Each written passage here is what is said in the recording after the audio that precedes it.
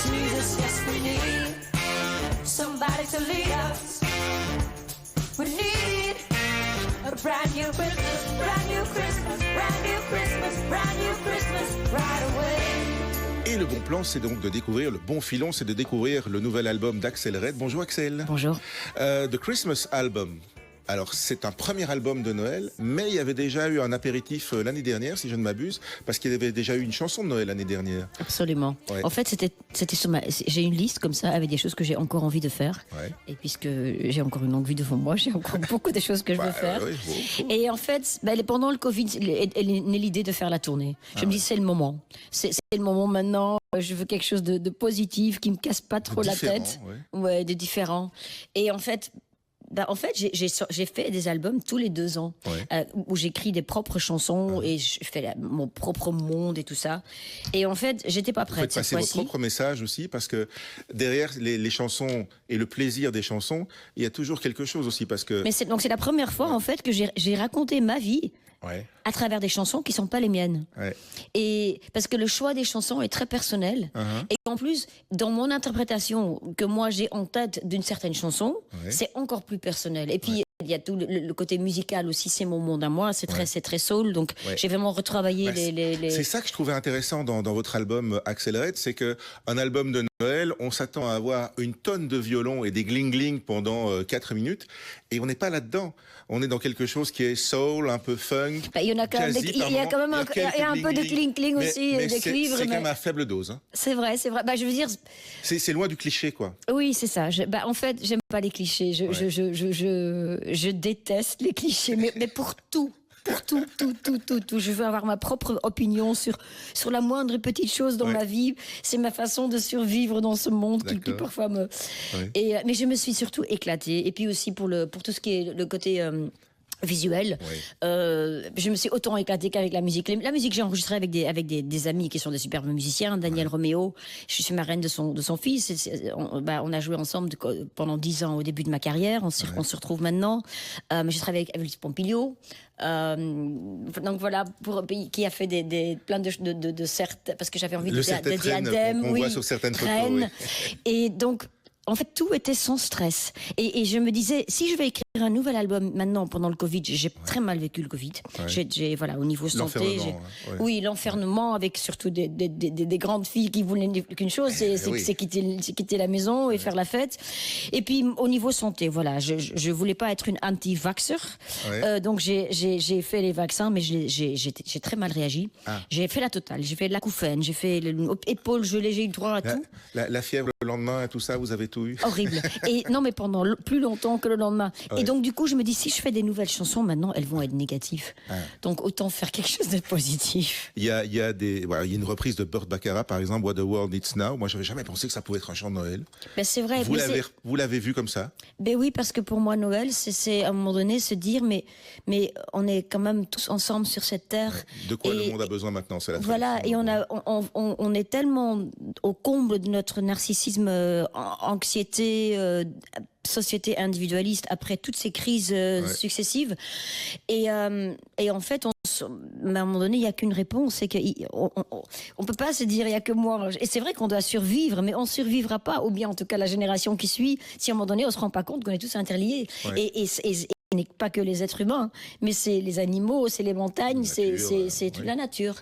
Et donc pour moi, Noël, c'est ce moment dans l'année. Peut-être que c'est aussi, pour moi, c'est aussi l'automne, l'hiver, c'est le moment de réflexion. Vous êtes aussi quelqu'un d'engagé parce que vous êtes toujours ambassadrice, je pense, de Handicap International. C'est pas d'ailleurs la seule mission humanitaire que vous ayez fait. Vous avez toujours eu des engagements, hein, je pense. Je pense qu'on peut réellement m'appeler une activiste de droits humains. Ça fait 25 ans que je m'engage pour beaucoup de causes. 20 ans UNICEF, mais je veux dire, je m'engage à titre personnel, en fait. Vous l'avez mis dans vos chansons aussi, d'une manière. Hein, donc, la moitié de mon répertoire, je dirais, parce que c'est une sorte de thérapie. Mais je suis une très grande féministe, je veux dire, parce qu'après dans mes paroles, C'est un Empathy, c'est un album, 24 chansons autour de la violence sexuelle faite aux femmes. Il y a 15 ans que j'ai écrit ça, et puis l'empathie là-dedans, je veux dire notre responsabilité, et puis donc On a déjà évolué aujourd'hui avec le MeToo. Heureusement, hein. Heureusement, mais on n'y est pas encore. Ouais. On n'y est tellement pas. Et il y a des choses positives. Par exemple, en ce qui concerne les bombes, les mines, un des grands travaux quand même de handicap international. J'étais marraine du traité contre les mines antipersonnelles en 96. Et aujourd'hui, on voit malheureusement qu'un Poutine, il relance des mines malgré le fait que... En fait, 180 pays ont déjà signé ce traité.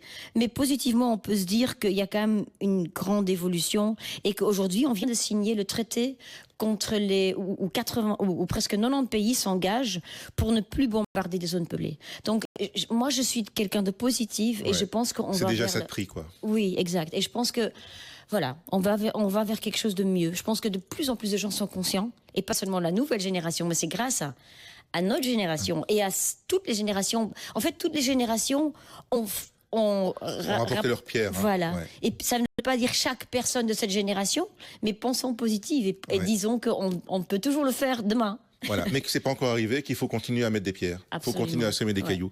Alors, Christmas Album, Noël Accelerate, c'est une fête de famille et c'est un album de famille aussi.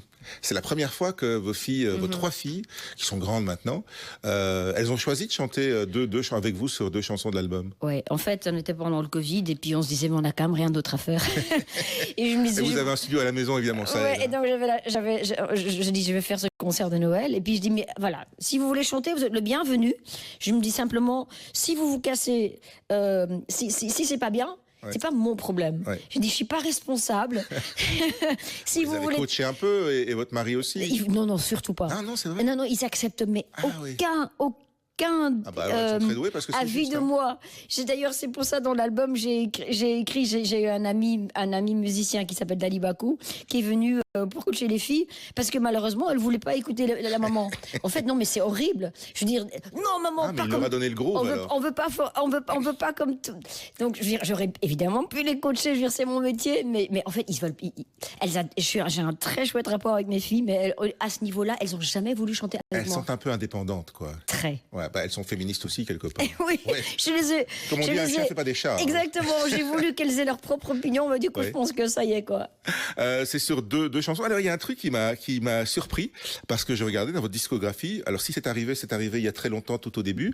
La dernière plage, Douce nuit, en néerlandais. Accelerate en néerlandais, c'est pas arrivé souvent. Non, pas souvent. C'est même pas arrivé à Accelerate, je pense. C'est arrivé à votre ancienne vous. Non. Non. Sous ce nom-là déjà. J'ai chanté quelques fois sur une chanson de Urban, ouais, mais en fait, il y a très longtemps, Jean Kluger, il a voulu me signer pour un répertoire flamand. J'avais 15 ans. Ouais. Et donc, j'apprécie beaucoup ce que cette personne a fait dans la musique. Ouais. Mais voilà, à l'époque, j'avais envie de chanter en anglais. Ouais. Et pour finir, j'ai chanté en français. Donc c'est vraiment... drôle, et puis j'ai chanté en espagnol.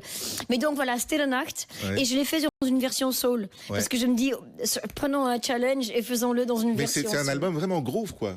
Ouais. Il y a quelques morceaux un peu plus crooner, mais un crooner féminin. Mais crooner soul, en fait, c'est un peu cette famille qui se touche avec des beaux accords. Comme quand tu vois Burt Bacharach, c'est pop avec de très beaux accords, donc ça se touche. Ouais, moi, j'aime les beaux easy listening des années 60 aussi. Il y a un côté jazzy, mais en fait, j'aime bien. Moi, je suis très sensible aux belles mélodies et des beaux accords. Ouais. Et c'est un peu ça. Eh ben voilà, il y a plus qu'à découvrir The Christmas Album. Et surtout, vous allez pouvoir aller le découvrir sur scène parce que vous êtes avec orchestre en tournée à partir du 15 décembre. 15 et 16, c'est à Hasselt. Le 17, il y a le Cirque Royal à Bruxelles. Puis il y a Leuven, Bruges. Il y a le 27 décembre au Théâtre de Namur. Et puis il y aura encore Anvers et Gand. Donc, belle tournée. Oui, franchement. Et puis, les gens, apparemment, sont très contents de venir. Vous commencez par la maison, hein. Vous commencez quand même par Hasselt. Hein. Donc, c'est vos racines, quoi. Oui. Et en fait, ça va être très émotionnel parce que c'est le premier concert sans mon papa. Ah, ouais. Et donc voilà, il a toujours été là et ça m'a toujours rajouté beaucoup de stress parce que il me disait toujours ne parle pas trop parce que en fait lui il parle très bien, c'est un avocat et puis il était très éloquent. Ouais. Et donc chaque fois il disait prépare bien ce que tu vas dire parce que faut préparer la plaidoirie. Oui. Mais je suis très contente aussi de faire ces salles Cirque Royal parce que c'est quand même une chouette salle. Et puis Namur, voilà. Et puis en fait, à vrai dire, l'idée c'est de reprendre cette tradition l'année prochaine et les années qui suivent parce que j'aime trop Noël. Avec d'autres chansons alors. Oui. Encore. Et puis je vais en rajouter. Et puis l'idée c'est aussi que fait, je vais en écrire moi-même. C'était un peu déjà l'idée maintenant, mais j'ai pas fait, parce que voilà. Mais j'ai écrit des petites choses. Hein. Par exemple, Let It Snow. Je trouve que autant la musique française a fait des paroles incroyables en français. Ouais. J'ai jamais aimé trop la plupart des traductions qu'on a fait en français des grands standards. Oui, on en a fait beaucoup. Et les yéyés, c'était une spécialité aussi à un moment donné. Tous les Français chantaient des chansons. Oui, et c'était jamais les meilleures paroles en français. C'est pour ça que j'ai fait Edith Piaf. C'est trop beau parce que c'est un texte original. C'est magnifique dans la tradition française.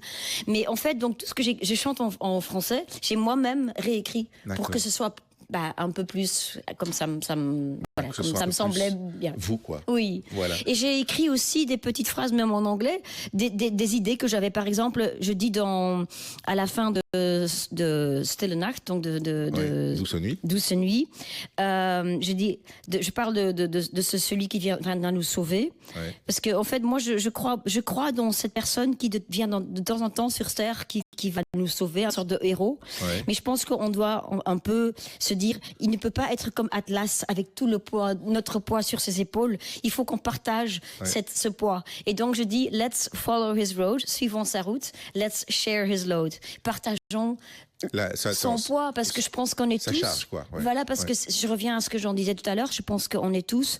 on a un rôle à jouer. Et je pense qu'on peut le voir dans le positif, que tout ce qu'on fait comme action, il faut jamais le voir comme petit.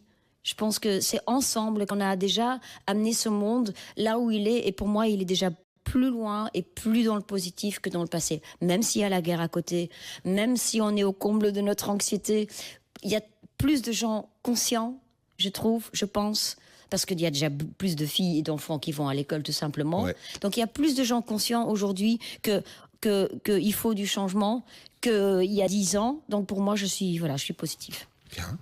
C'est l'esprit de Noël. Voilà. Absolument. Merci Axelle Red. Plaisir. Et bientôt sur scène, donc. Et voilà, on prend rendez-vous pour cette année, pour les suivantes. Merci.